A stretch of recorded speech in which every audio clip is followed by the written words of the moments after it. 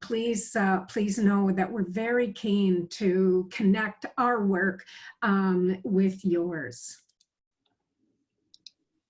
So the brief interventions or conversations that we're going to talk about today are really an integral part of FASD prevention.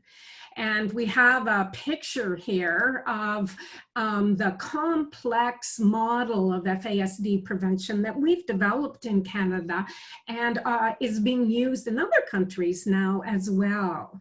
And it's the part we're going to talk about today is the level 2, what we call level 2, which is discussion of alcohol use and related risks with all women of childbearing years and their support networks. And, you know, this includes really the many other issues like mental wellness and contraception and all the other parts of the discussions that we have.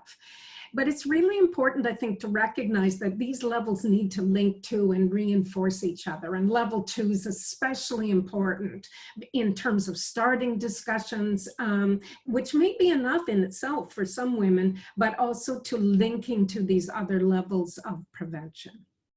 And so, yeah, we have had a great time traveling across Canada with this Dialogue to Action project, where we had a chance to talk with many of you about what you're already doing. And we just want to start off by acknowledging that we know that many of you are already bringing in these wise practices in your work. And what we're going to do today is really highlight these practices and the, you know, ever increasing evidence for using them. So just for those who aren't familiar with the terminology, we'll be referring to brief intervention throughout the presentation, or brief intervention and support, and at times probably doorways to conversation, because that's how we really view it. So what we mean by brief interventions are collaborative conversations between an individual or group of individuals with a health and social service provider to discuss issues like substance use, mental wellness, contraception, diabetes, etc. And these conversations can be formal or informal. They could be structured or semi-structured. And they could be a one-time conversation, or they could be a series of conversations over a period of time. But really the crux of them is that they have the capacity to be initiated by a wide range of health and social service providers. And their overall purpose is to really support people in learning about health issues that are affecting them and reflect on sort of health promotion strategies, support people in making needed changes to their health and substance use, support people in making connections between substance use and other concerns, so sexual health, mental wellness, or other determinants of health that could help support their plans for change, but also might be contributing to their substance use, and also support people in identifying and strategizing how to address underlying concerns that may be affecting their substance use. And these conversations are really an important step to engaging with people at all different levels of substance use, and are really a strategy to link together other levels of support as well as building trust. So there are many ways in which brief interventions are referred to, and I even mentioned some of my own, but often it's situated within this idea of screening, brief intervention, and referral, SBIR, and it's typically seen within clinical guidelines, which recommend starting with screening all women, and then brief interventions are later conducted with women who screen positive for risky or hazardous substance use. And part of the conversation that we want to have today is sort of flipping that idea on its head, because a lot of practitioners found that starting off by screening women didn't either fit into their practice approach, or it was particularly problematic because it could evoke unequal power dynamics, particularly when working with Indigenous women and girls. And they didn't want to screen for substance use in a way that could focus on bad behavior, or be seen as something as judgmental or stigmatizing. and rather they'd have conversations about substance use and sort of ways to support and facilitate change. And so everyone in that 2-year project that we did to talk about brief interventions and strategies that health and social service providers were already doing, everyone saw that brief intervention was relevant to all of their service contexts, whether they were a physician, a midwife, working in anti-violence, Indigenous health, etc. What we're also seeing is that brief interventions don't just need to address one substance. There's a lot of evidence that shows that they can be expanded to multiple substances or multiple health concerns. And it's a really great thing because we do have so much evidence that suggests that polysubstance use is quite common. And so by discussing multiple substances at one time, we're able to have more effective and engaging interventions. And this can really be seen through the legalization of cannabis. Women can be far more comfortable to be talking about their cannabis use than their alcohol. And so we can be using cannabis as an entry point to be talking about cannabis, alcohol, or other substances as well. We're also able to think through multiple health issues at one time. And so we highlight project choices now, but we'll continue to throughout the conversation. And project choices is an initiative in Manitoba, but also in the United States that is a dual intervention trying to reduce alcohol-exposed pregnancies, both by having conversations about reducing alcohol use, but also by increasing contraception use. And so in thinking through what project choices is, we can think that nurses who work in sexual health settings, for example, would then have the capacity to talk not only about contraceptive use, they could be talking about alcohol and other substance use at the same time. They're able to have conversations that really support reflection and healthy decision-making and skill building, and provide information that would link these issues together. And what we're seeing specifically from project choices is that just by asking about alcohol use, there was a reduction in alcohol, but more significantly, there was an uptake in contraceptive use. And by targeting both at once, there was a reduction in alcohol-exposed pregnancies through inviting these conversations that allowed for reflection and decision-making in a way that was best for the women and girls that took part. We're also able to think about these conversations within other health issues, and it can be a part of highlighting how other health issues or considerations in women and girls' lives may prohibit women from stopping or reducing their substance use. And so by engaging in brief interventions, we're able to find strategies to support those issues simultaneously, or addressing those issues first to be able to reduce substance use later. And so this is a particular worksheet we came up with the Girls Action Foundation on building a facilitator's guide to girl-specific health promotion.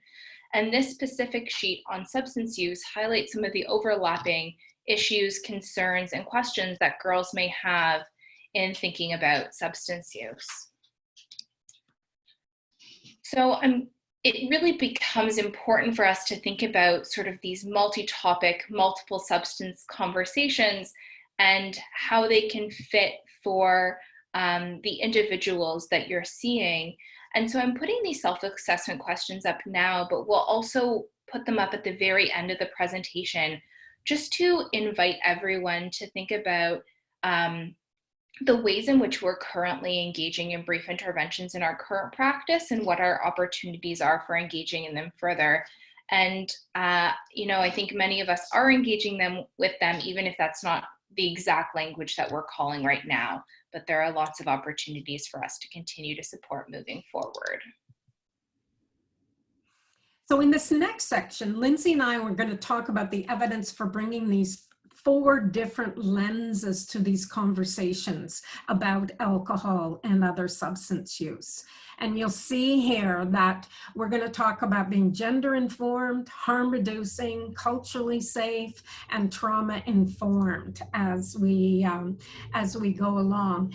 Evidence for all these approaches exist, and what we're really trying to do is to bring them to to the field of brief intervention on substance use. So I'm going to start and talk a little bit about the trauma-informed part of it. Now, I've coordinated the development of guidance on trauma-informed practice with many different systems, and it's well evidenced that service providers need to be aware of the effects of trauma to prevent re-traumatization when we're having interactions with our clients, and to put in practice these other parts of safety, choice, skills, strengths, etc. So the first one I just want to talk about is the one around choice and connection, because I think it's so integral to interactions about substance use with girls and women, because what we're arguing is that it's really a relational practice, not only a screening moment, and that the way in which we engage in connecting up with women can be very reparative of some of the overwhelming and power over experiences they may have had in the past. And we can really pull in this idea of how important early attachment is with kids, and the importance of building relationships with their children and reducing their substance use in that context.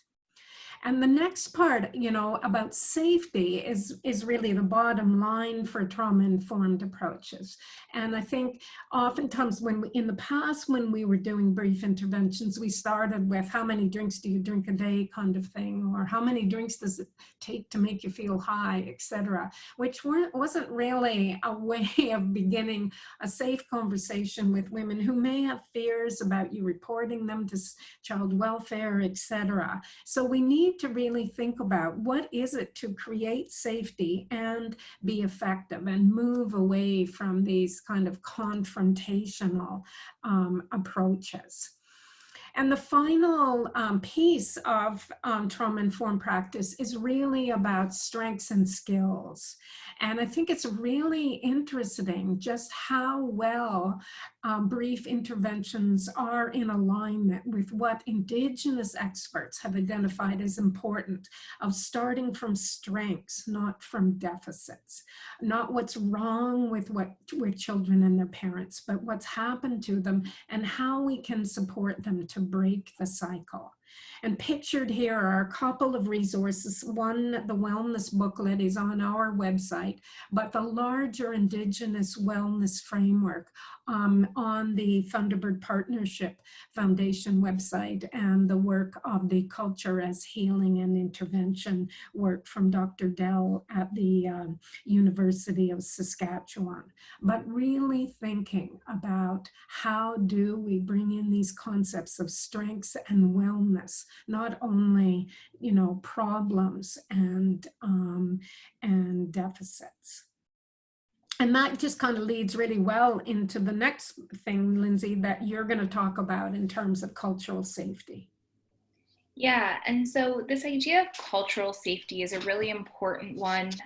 It's a practice that came out from Maori nurses in New Zealand, and really with the intention to improve health status and well-being and the delivery of health services. And often when we're creating culturally safe services, it invites us to ask, how safe did the recipient of services feel in terms of being respected, assisted, and having their cultural location, values, and preferences taken into account? And so I think it's really important when we're thinking through cultural safety to not only look at this vision, which is that cultural safety means healthcare professionals adopt a humble, self-reflective clinical practice that positions them as respectful and curious partners when providing care, rather than as a figure of higher authority and knowledge, but also looking at this chart from the Early Childhood Development Intercultural Partnerships Program at the University of Victoria. And this really invites us to look at 5 principles of cultural safety and ways that we're able to enact them. And as Nancy said, this really aligns so well with this idea of brief interventions. For example, at the bottom, we can see building partnerships, which invites us to engage in relational practice, collaborate in problem solving, share knowledge, and co-construct ways to move forward and place. And similarly, if we look at positive purpose on the right-hand side, it invites us to build on strengths, ensure confidentiality, and do no harm. And these principles really do align just so well. When we're thinking about how brief intervention can be more culturally appropriate or culturally safe, there are many ways in which we're able to do that. It could include involving resources that are developed by the community, using local imagery or the local language, offering referrals to Indigenous specific programs. It could be strengths-based and using a wellness perspective, which would include topics such as safer sex. And I include this image from the Native Youth Sexual Health Network, and it's one of my favorites, and it says, "My favorite condom flavor is fry bread." And it's a series of memes that were created that really just, bring light and bring the sort of strengths-based and a fun approach to talking about sexual health and wellness that would dually invite us to be having conversations about wellness more broadly, including substance use. It's also really important for us to be thinking that brief intervention is part of a continuum of support, as Nancy showed the first image of the 4-part prevention model. But it's also a continuum in that we're inviting this sort of first step in creating safety and connection. And that particularly when we're working with Indigenous clients, the idea of a brief intervention, the idea of sort of what could be seen as a 5-minute conversation one time might not be the most appropriate. It might be more appropriate that we're having longer conversations over a period of time. We're inviting trust, we're inviting connection, and we are really building that sense of connection and a willingness to support conversations as we move forward together. And one example that we've seen as to how brief interventions can be adapted, both sort of following this notion of culturally safe and wellness-oriented model, was the adaptation of project choices to the Oglala Sioux tribe. And in addition to the brief intervention itself, which was 4 face-to-face sessions, the community actually identified that rather than individual sessions, it would be more appropriate to be doing group sessions that included culturally appropriate imagery, integrated local data, including birth data, and improving the readability of materials. And it included linking to local resources, including thinking about smudging, sweats, and ceremony as a component of healing, and that being part of the conversations that we were having, part of the brief intervention. And the adaptation reduced reported alcohol use, but it also increased contraceptive use. Brief interventions also situate themselves really well into broader prevention programming. And so these are 6 tenets that were developed by a group of Indigenous health and wellness and FASD prevention researchers to help us think through how we can respond to the Truth and Reconciliation Commission's Call to Action 33 on developing community-led FASD prevention programs. And so this particular book that we've linked at the bottom, Revitalizing Culture and Healing, is a newer resource, came out last November, and it was developed by 7 community organizations that are engaging community-led and driven wellness and FASD prevention initiatives. And each program provider describes in their own words how the programs were developed. But one of the examples that comes to mind if I'm thinking through the linkages is a lot of the programs that were included are sort of this level 3. They provide holistic support to pregnant women, but as part of the program, they're also engaging in brief interventions. And one of the programs specifically said that in having these conversations, they realized that not all of their clients were able to completely reduce their substance use. And so in thinking and strategizing together, part of the approach was to alternate between drinking a glass of alcohol and a glass of water. And that being sort of a conversation that launched this harm reduction, but also strengths-based and culturally safe approach. And in Canada, we've really considered how we can bring a wellness-oriented approach into substance use interventions, FASD prevention specifically, and additionally, I guess, the second level of prevention that we're talking about today, which is brief interventions. And so we have had the great honor of working with the Thunderbird Partnership Foundation to reflect on how FASD prevention wellness initiatives can allow us to think through the mental wellness continuum framework together and recenter our delivery around the notions of land, lineage, and language in order to better support self-determination and give individuals hope, a sense of belonging, and a greater understanding of the meaning of life that's also grounded in a sense of purpose. And so with that, I'm actually going to hand it off to Nancy to think a little bit through sex and gender, and we'll revisit this notion of how harm reduction and culturally safe approaches can be linked to brief intervention in a few minutes. So yeah, a lot of multitasking here through trauma-informed, through being culturally safe. And I just wanted to mention that there are many ways in which we need to bring in an understanding of how such things as biology and gender affect women's alcohol and other substance use. And we go into this in depth in a new workbook that we have actually worked on with the Addiction Foundation of Manitoba. That's pictured on the right side of your screen there. And we're going to be working with them on doing a webinar about bringing sex and gender informed approaches into the work in Manitoba in the substance use field. And we'll connect up with you if any of you are interested in hearing more about this part of it.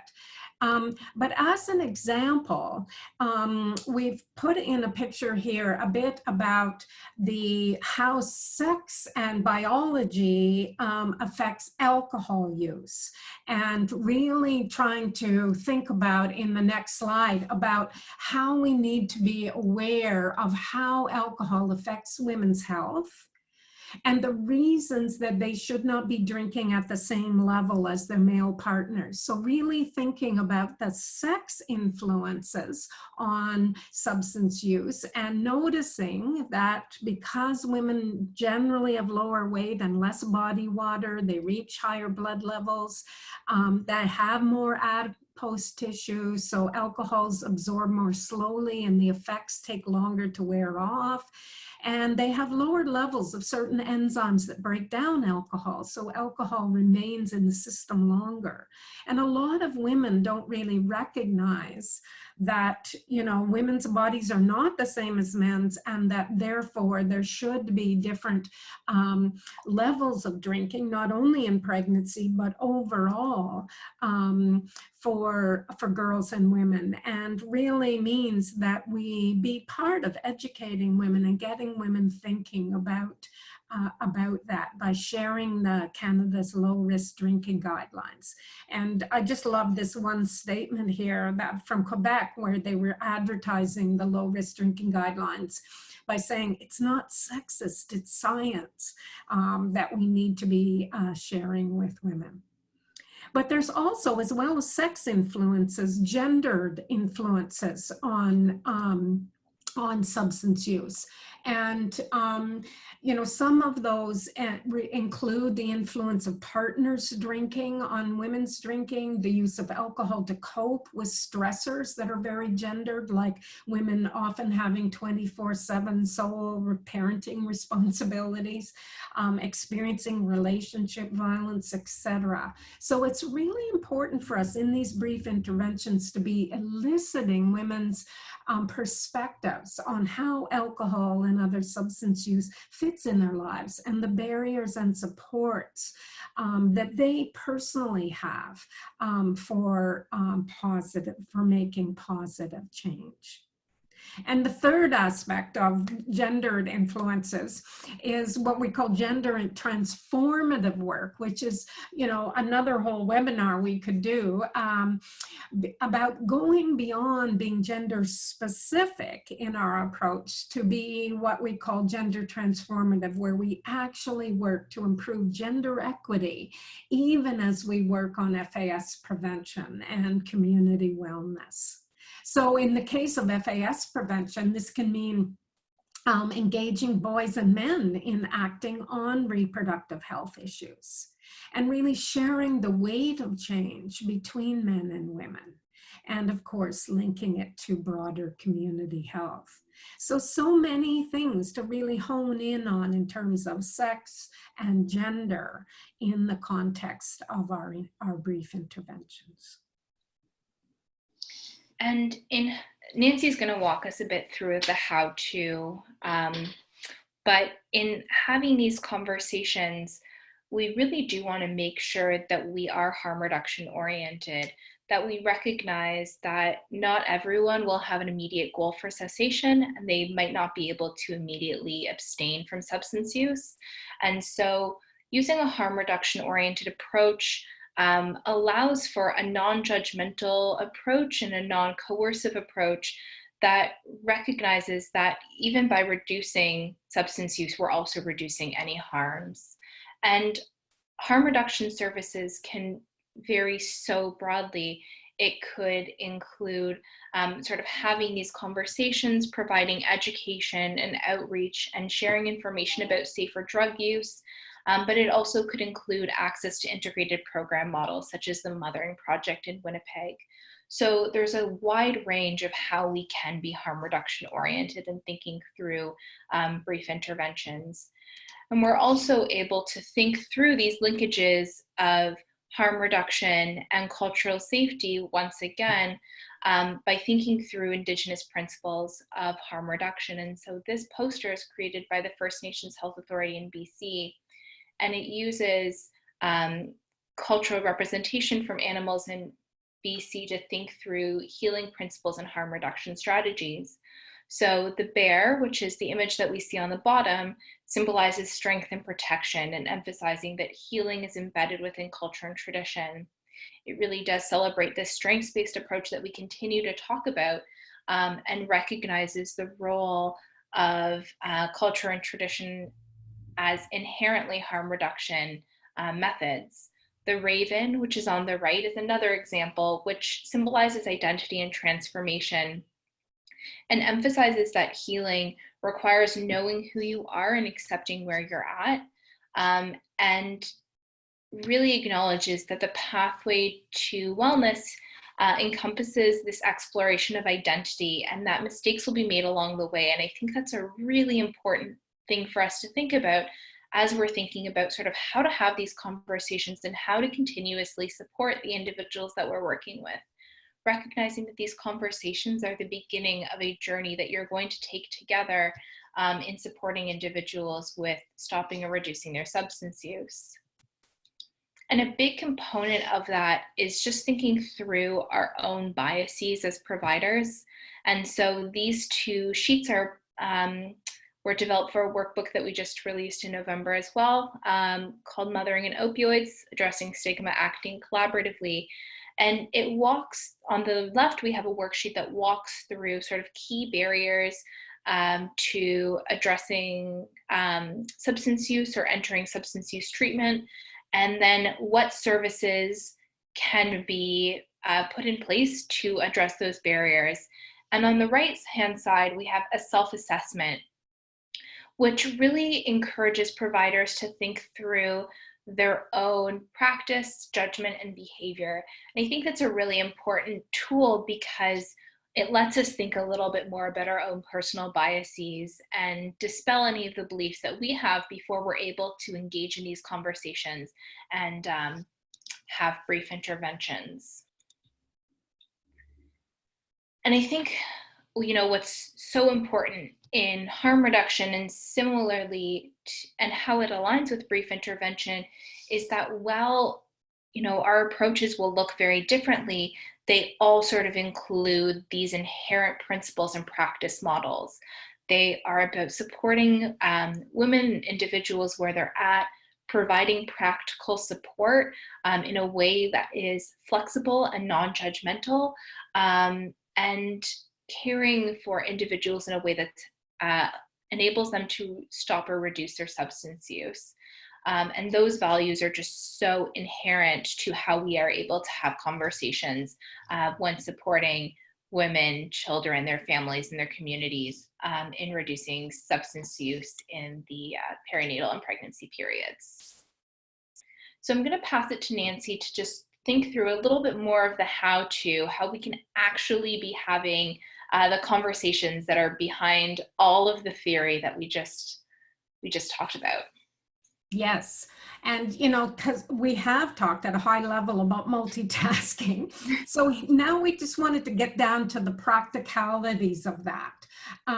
Because the evidence shows that your approach to these conversations is really key. And I think this is a great quote from one of the developers of the motivational interviewing approach, that really talks about how important your skill in guiding these conversations is relative to any other aspect, whether it's the time allotted or the information you have, etc.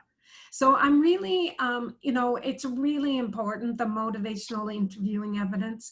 We can't go into it all today because of the time limitations, but really encourage you to explore more of it. But I love the fact that they have one part of it that they call the spirit of MI, which is the essence of it, that incorporates partnership, acceptance of the person, compassion, and most importantly, this idea for me in this context of brief intervention, the idea of evoking from people their ideas about change and not taking up at the time, filling it with our advice, but much more encouraging people to talk to us about what's going on for them and how substance use fits in with other things in their life, both the pressures, but also the good things that are already in place. So I think it's a really important piece. And on our website is this two-pager, one sheet, two-sided sheet that talks a bit more about getting down to the practice of discussing substance use, drawing from motivational interviewing approaches and the evidence. And really using these ideas of normalizing the substance use, not making women feel like I'm, super alone in this. I'm really thinking about how to support change to really bring in this idea that there's a lot of things that are very personal to them that can be pulled forth to be strengths in recovery, and just really thinking lots about encouraging and helping with next steps and continuing to check in, etc. So it's kind of packed into this sheet. And even more importantly, in the second part of the sheet, I think, is this idea that you can respond to questions that women will have. And we've given on the sheet some practice examples. If you hit the next, some answers that you may have to these common questions women raise. And I cannot say enough about the importance of practicing what the answers that make sense for you in your context and your role might be, and just having them ready so that when you hear this, you're not flummoxed or uncomfortable, that you're really able to say, to respond with an open-ended question. And affirmation statements, like it can be confusing when there's so much information. So what do you make of it? And just using these practices that have strong evidence, but getting ready yourself by practicing your answers, trying them out on each other, and trying them out with women that you work with, and getting them to comment, like what, on how it worked for them. So really getting down to this idea that this is a dialogue, a conversation, where you're really trying to both explore and make space for women to raise their issues and to provide information as well. So it's just a great process. So we really encourage you to use that. Now, we're coming back to this idea that Lindsay raised earlier, that in the literature, there's a lot of evidence about this idea of screening, then doing brief intervention and referral. And often that's described in the literature too by these 5 A's. And many of you who are practitioners may recognize these 5 A's as things that are often recommended for practitioners to use in tobacco and other interventions. And we've adapted these 5 A's to bring in some of the evidence we've talked about today. And this recommendation in some ways that we reorganize it a bit to be more about brief intervention first, then screening and referral as necessary. So really starting with trying to reduce the stigma and to invite women to talk about what they already know about the risks of alcohol and the changes that they may already have made. And to so begin not with screening, but with what do you know, and creating this idea that we know that it may be hard to talk about these things, and that they may have fears about it, and that you want to start with a conversation. And providing information about healthy choices is totally possible within motivational interviewing approaches and 5 A's type approaches. So really giving the idea that yes, we know some things, here's what we know, here, what do you know, etc. And then moving to the screening part, where we're all screening for readiness and resilience as much as we're also screening for the levels and amounts of use of the different substances.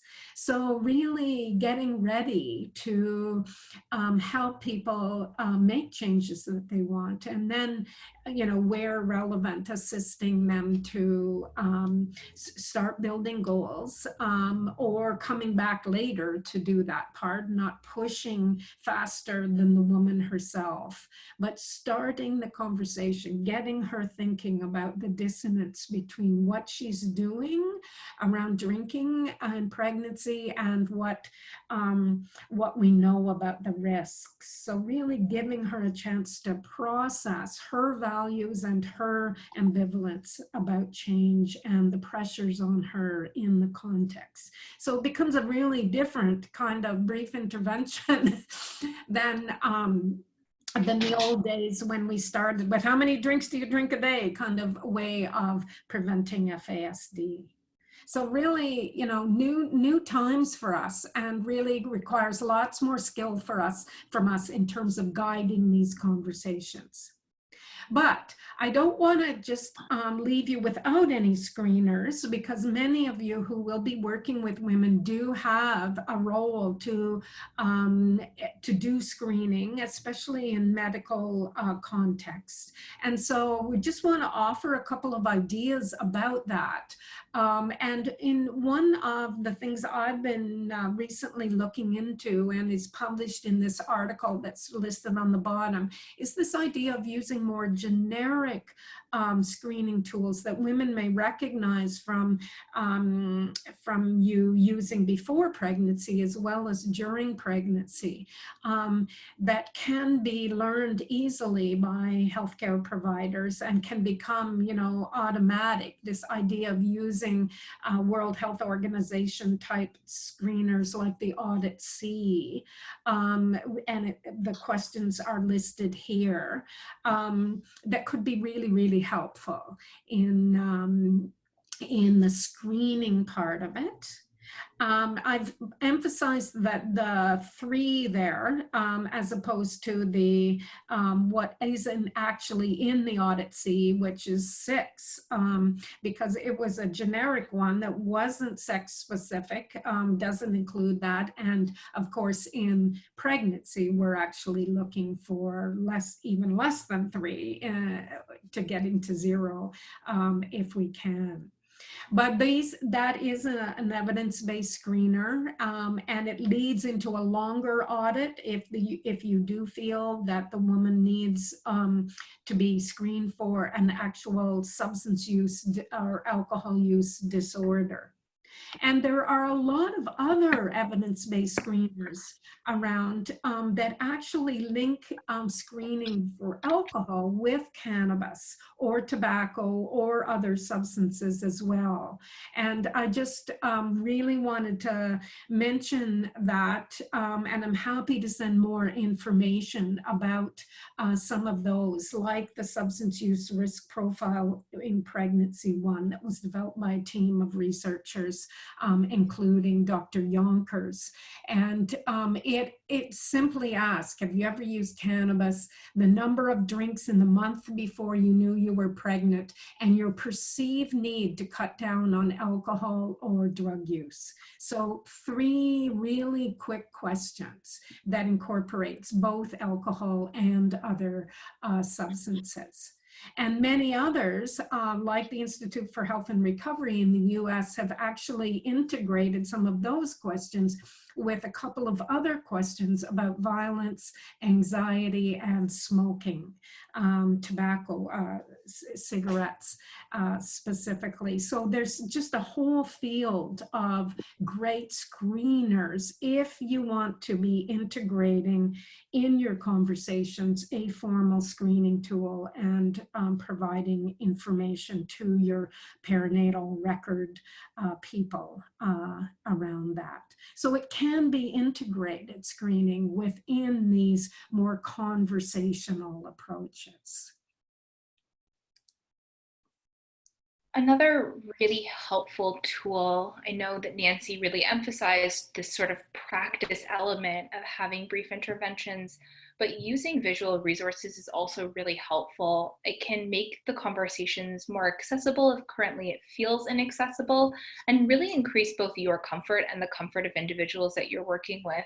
And so these are some examples of how visual resources can be used. At the top right, we have a conversation guide about how to have strengths-based conversations. The example from the middle actually is an updated workbook that's available through the Canadian Centre on Substance Use and Addiction, but previously looked like the cannabis workbook that we have highlighted in the slide deck, or this one was the alcohol workbook.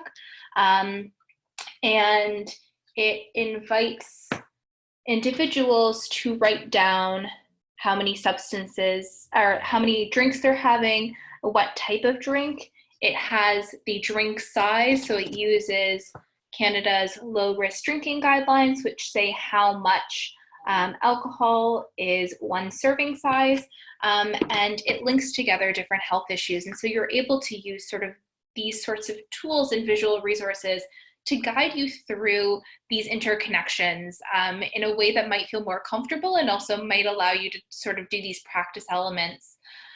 The other thing that can be really useful, and this goes back to the questions that Nancy had earlier from that 2-page, is just having some fact sheets on what the current evidence is on certain substances. And so these are fact sheets that we update every year to every 2 years on the 4 substances that are included here. We also have one that is on methamphetamines that we are in the process of releasing, but it just allows you as a provider to have a little bit of basic information about what we know, what the sex and gendered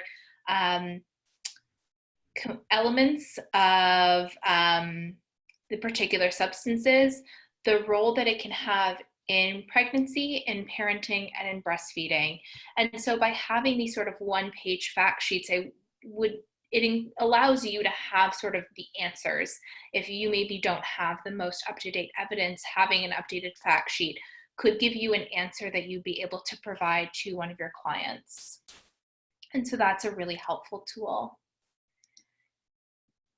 And so we talked about so many different things in such a short period of time. And of course, on the first ever webinar from the Manitoba FASD Coalition. And so, thank you so much for walking through it with us today. But really just to summarize, what these conversations are the regular and ongoing conversations that are really trying to reduce stigma. They can address multiple issues at one time, and the quality of these conversations can really influence success. One of the jokes that I make when we do these presentations in person is that a brief intervention is just having a conversation with a normal person. It's just being compassionate. But as Nancy said, there's really this component that invites evocation and invites change and allows us to walk through it together and develop those strategies to move forward. And so we're able to discuss how changes can be made using an individual's strengths and recognizing what their capacity is to be able to move forward at that particular time. So I'll end here with re-inviting everybody to look through these self-assessment questions.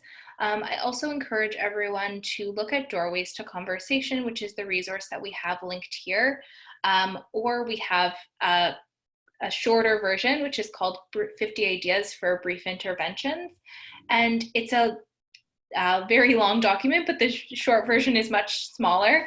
That gives 50 ideas for how different types of providers are able to have these conversations, and allows us to think through what our existing practice models are and how we're able to engage in these conversations that both fit us as practitioners, but also fit the clients that we're working with.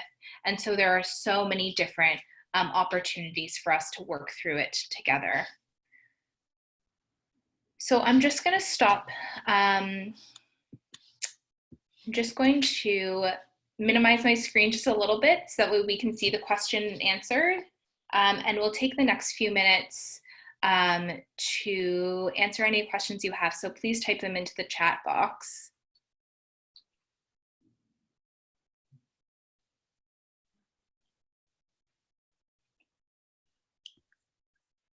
One of the first ones we always get is the recording, is it recorded? Yes, it is recorded. Then you will have access to that. And we are getting Kim to send you the slides as well, because we recognize that it's hard to write down all the links and whatever if you are interested, as I noticed one person mentioned, in following up on some of the links. And we sure hope you are. So we definitely will share the slides, and definitely you'll be able to go back and look at the recording in your own time, or sharing it in your offices. Now, you've mentioned FAS prevention in K-12 schools, and I recently presented to the POP FASD folks in BC about that, and it's kind of interesting because one of our first instincts, I think, around FAS prevention in the schools is to talk about the disability. But in fact, I think really FASD prevention really needs to be a lot about educating young people about alcohol and about the decisions that they need to make about alcohol and about when they want to be parents, etc. So in the prevention side of it, I think it's really great if schools are able to have uh, opportunities to create reflection um, about where do you want to be, 5 years from now, in terms of your drinking, in terms of your careers, and in terms of your relationships, etc. So just trying to think about it more in the context of family planning and reducing risky alcohol use overall, and thinking about the pressures to use alcohol, etc. So I think that's one key part of it. Now, obviously, the other part of it is educating people about the disability, so that they can show compassion to others and they can understand the disability as well. But I feel like, that the challenge is that FAS prevention is really a very different thing than supporting people who have FAS or diagnosing people who have FAS. It's all about us helping people reduce alcohol use, both men and women, and to think about how they can reduce it in the context of planning pregnancies. And so really two different fields in some ways. And so I had a lot of fun, and I'm happy to share the presentation I made to POP FASD about some of the things that we've seen really work with girls around talking about alcohol use. But your program, your Project Choices program, has lots of good information in Manitoba about that. And I think one of the great things about what Project Choices in Manitoba has done, and some of the successes that we've seen from other programs, is that there really is this huge benefit to using visual resources. They're seen as a lot more accessible, and they can be lots of fun and very friendly to individuals who are in school. And so that has been sort of a really helpful tool, both having visual resources or websites that people can go to that we are recommending that are evidence-based, really can invite the conversation now or encourage a conversation to happen afterwards. And so just allows for a little bit more exploration and increasing knowledge about substance use and interconnected issues.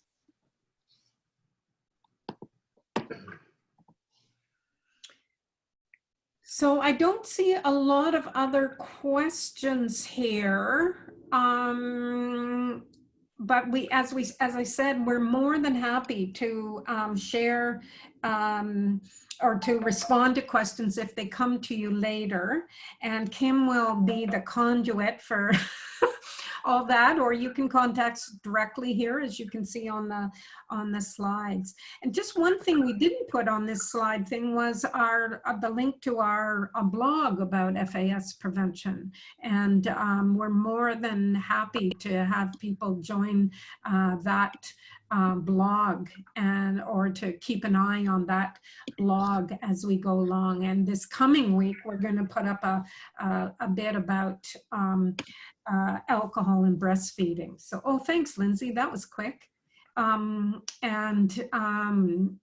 So really encourage you to think about this at fasdprevention.wordpress.com, and really keep in touch with us that way. A lot of people look at that blog, and they look at previous postings on the blog as well. So, tons of information there. So really, thanks so much to you folks in Manitoba for inviting us today. And, you can tell we're not at all passionate about this topic.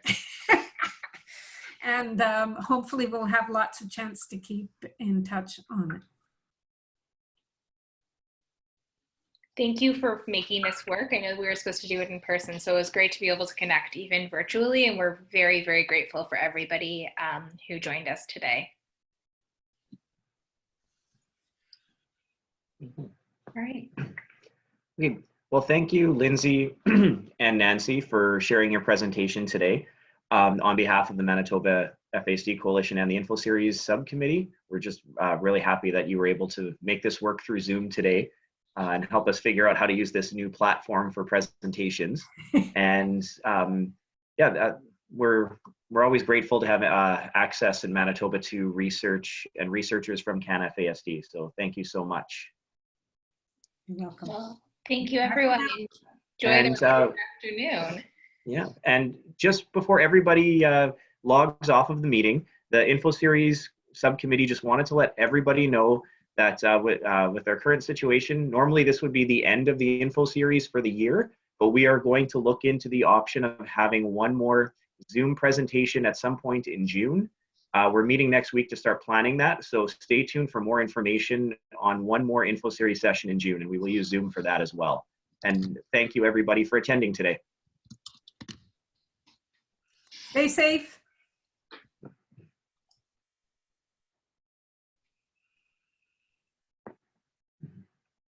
Bye, everyone.